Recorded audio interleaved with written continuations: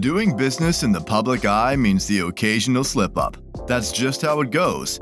Still, there's a big difference between a tiny mistake and a PR disaster.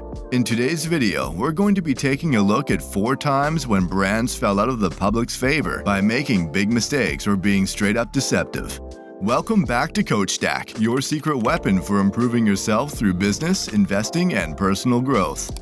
Be sure to hit that subscribe button and notification bell so you don't miss out on our next videos. Alright, let's get started.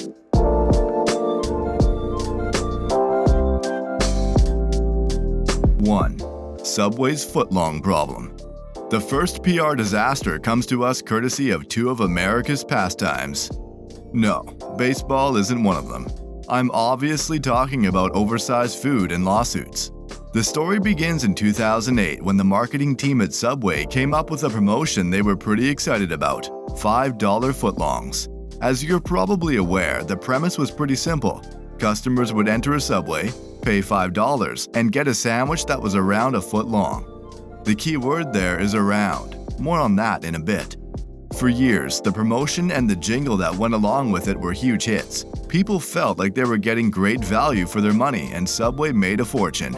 In 2013, though, things changed. Someone in the Subway head office realized that it was pretty hard for the average footlong consumer to tell the difference between a 12-inch piece of bread and an 11-inch piece of bread, even a 10-inch piece of bread. They realized that you could save a bit of money per sub by shortening the length of the footlong slightly, without the customer realizing. Now, you might be thinking, surely a couple of inches of bread wouldn't save them that much money. You're right. I did the math, and the savings would be roughly $2.16 per inch per sandwich. But what you fail to realize is just how many sandwiches Subway makes. In a year, the chain produces an incredible 2.75 billion sandwiches. When you multiply that by the $2.16 from earlier, you get almost $6 million in savings per year for every inch of bread you remove. That money was pretty tempting, and they stopped requiring franchises to measure their bread. At first, everything went according to plan. People didn't notice, everyone was happy. Soon, franchises got too comfortable though. They kept on shortening the length of the bread until some footlongs only measured around 5 inches. Could the average footlong consumer tell the difference between a 12-inch piece of bread and a 5-inch piece of bread? Yes.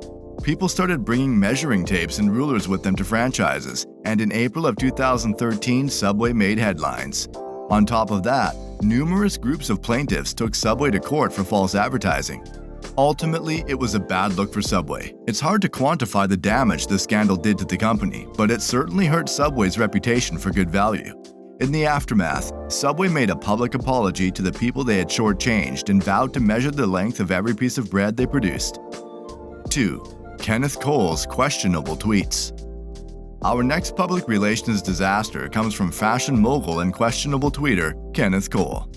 For most of 2011, the people of Egypt and many surrounding nations were staging mass protests against their leaders.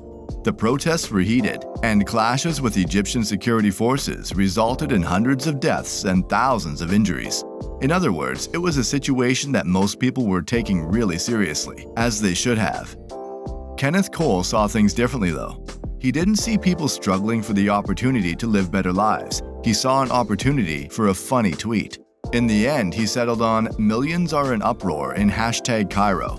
Rumor is they heard our new spring collection is now available online at bit.ly/kcairo.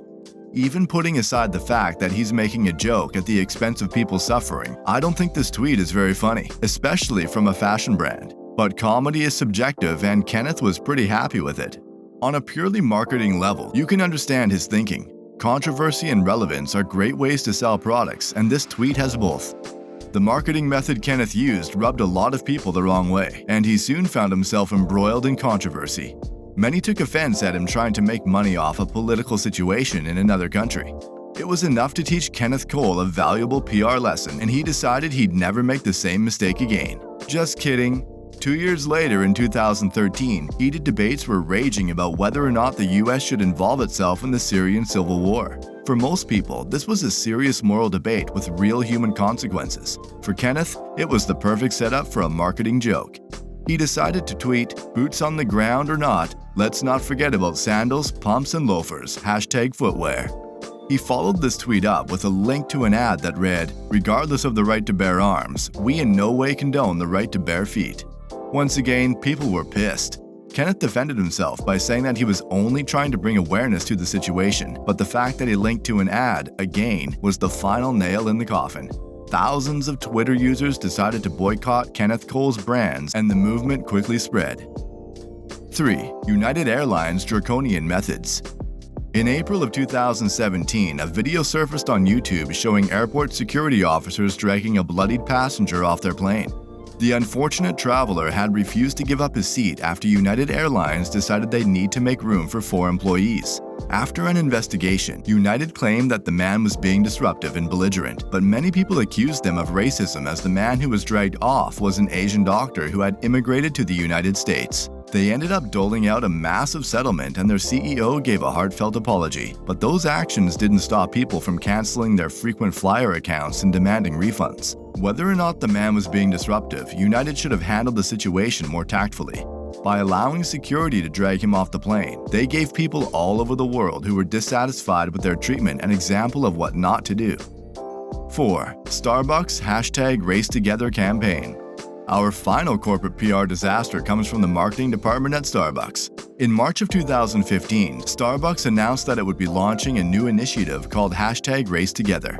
This company planned to encourage baristas to write #RaceTogether on customers' cups in the hopes that the customers and baristas would have important but difficult conversations about race in America. Starbucks wanted to get people talking about society's lack of unity and the problem of racism. And they did, just not in a good way.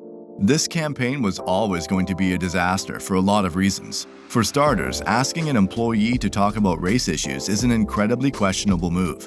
On top of this, many people pointed out that most Starbucks locations are almost always in affluent areas where racial disparity isn't as noticeable. In the end, Starbucks scrapped the campaign and their CEO got a stern talking to from civil rights activist Reverend Al Sharpton. That's all for today's video on some of the biggest corporate PR disasters in recent memory. If you enjoyed it, don't forget to subscribe so you don't miss out on any Coach Stack content in the future. Thanks for watching and see you next time.